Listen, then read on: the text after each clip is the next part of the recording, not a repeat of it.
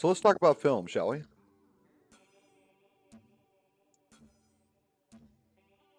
So,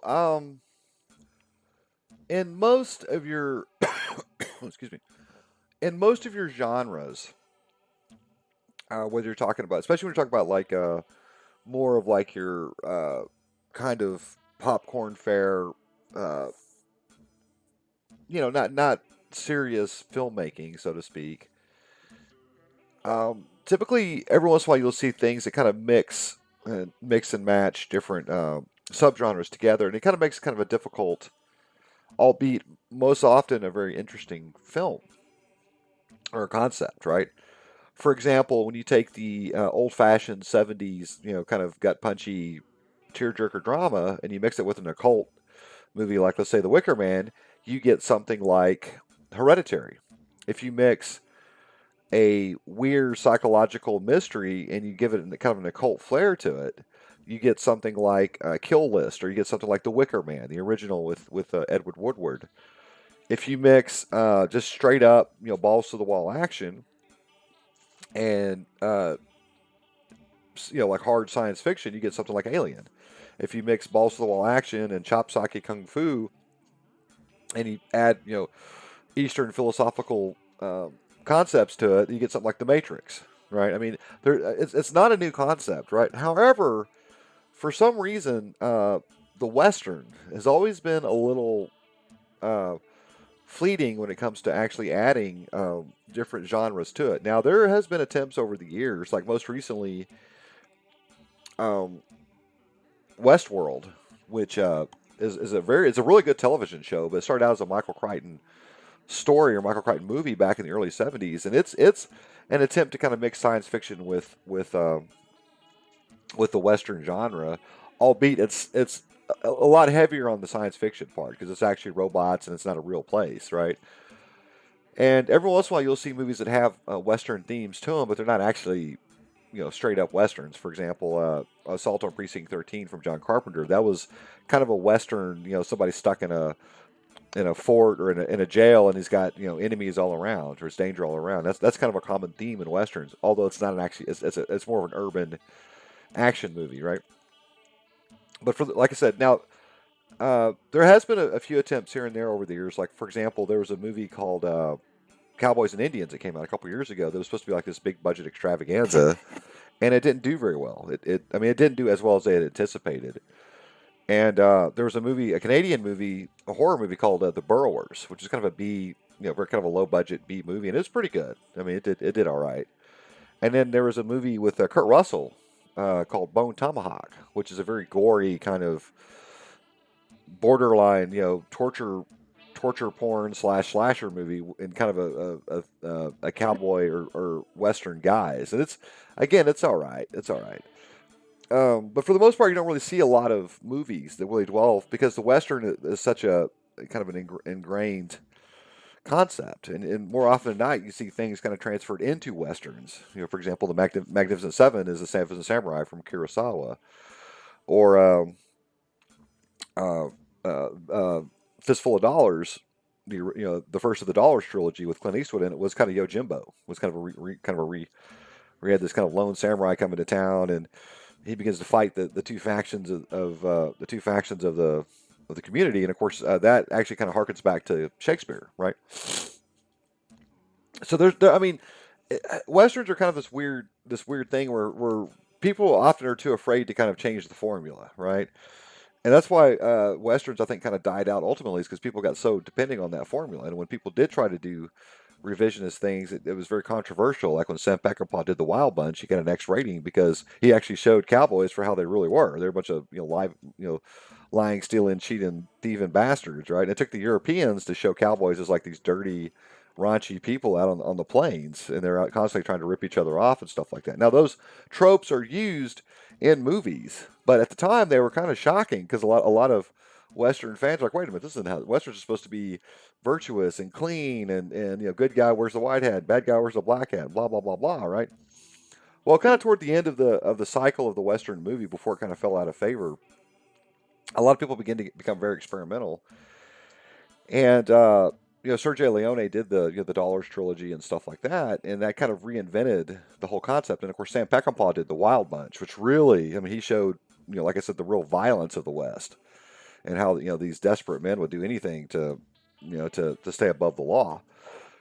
And Clint Eastwood also did the Outlaw Josie Wales and a couple of other movies in kind of his post spaghetti western uh, career that again reinvented the western as we know it. Now, there's one movie that hardcore Clint Eastwood fans love, but you don't really hear a lot of people talk about, which I think is kind of a travesty because I think it's really innovative for its time, and it kind of took a couple of concepts that really didn't really mesh together, or nobody was brave enough to mesh them together. And of course, Clint Eastwood, who was kind of always been kind of a maverick filmmaker, kind of took that step, right? And he was the proverbial guy that put the parachute on, and jumped out of the plane, if you will, right? And of course, the movie I'm talking about is High Plains Drifter, right? And so let me talk about the movie and give kind of a brief synopsis of the plot, and then talk about why I think it's so significant, why I think it's so effective, because I do think it's a very effective movie, right? So the movie starts out where there is this town, and the people are really their morale is very, very low. They're very kind of beaten down emotionally because they have been terrorized by this gang of outlaws, right? Which is a common trope in westerns. Well, one guy in this town either got cross with them or decided to stand up to him, or it never really kind of explicitly says what happened. But this guy tried to stand up to these outlaws, and of course he got killed. Right? He got they take him out and they beat him to death.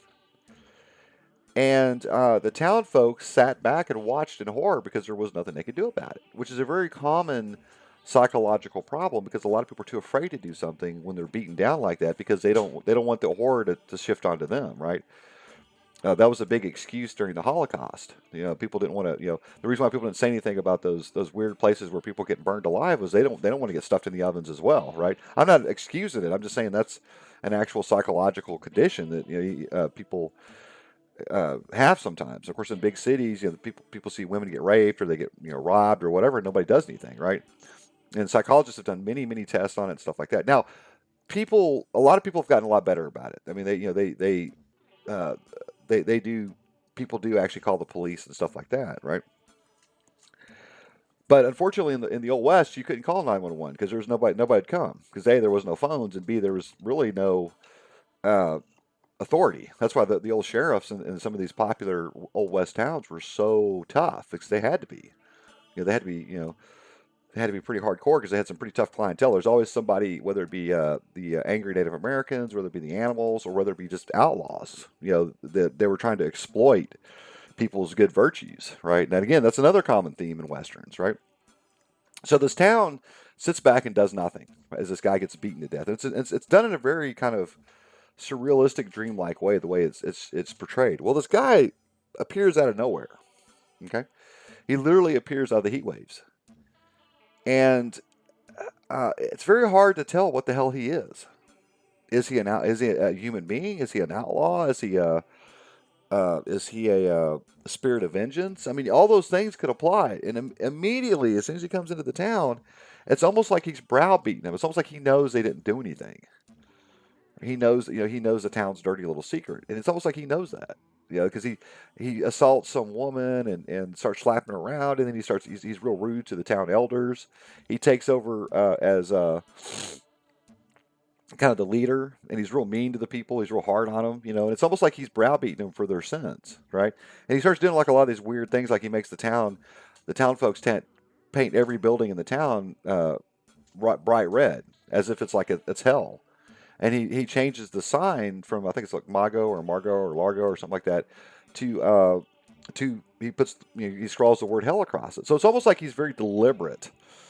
And now, years later, Clint Eastwood had stated that, and I don't want to give away the mystique of the movie or whatever, but or the story, but he stated that the guy was actually the older brother of the victim, right? And he's coming back for just straight up vengeance, but he liked the idea so much he started kind of toying around with what could be done and what could not be done. But anyway, the real psychological horror is that you don't know what the hell's going on. I mean, who is the Clint Eastwood character? It's almost like a perversion of the man with no name. You have no idea who he is or what he is or what he's there for, right? Now, years later, in the 80s, Clint Eastwood actually did a kind of a spiritual sequel to High Plains Drifter called Pale Rider. And now I myself think they're two totally different stories because to me, Pale Rider was more of like a death wish kind of vigilante old west style kind of story, right? Which is very common, like The Revenant. There's been a bunch of movies like that, right? But there's still the mystery of who he is and what he is and why is he so burned up with vengeance. And of course, in Pale Rider, there's a scene in the movie where he takes off his shirt and like his whole back is just filled with bullet holes, right? And in High Plains Drifter, you never he's just some guy that for some reason he really gets under the town people's skin, and it's a very unnerving experience and it's almost like they know what they did wrong. However, he gives them the confidence to defeat the bad guys at the very end. So it's kind of a weird character study and a weird psychological study. And it's never explicitly stated who he is, what he is, why he's there, how he found out if he is the guy's older brother. How the hell did he find out the guy got killed in the first place? I mean, there's a lot of different questions that are left unanswered, and that's what I like about it. There's so much ambiguity to the story, and visually, it's very striking. It's out in the desert. At night, it's very dark, and during the day, it's very lonely and kind of disturbing. There's two famous shots where you see him come out of the heat waves, and you see him disappear into the heat waves. And it definitely gives like this weird mystery if you're watching like a horror movie or some sort of psychological drama or something like that, which is something you very rarely see in westerns. I mean, I loved it. I thought it was great. It's definitely a movie I highly recommend.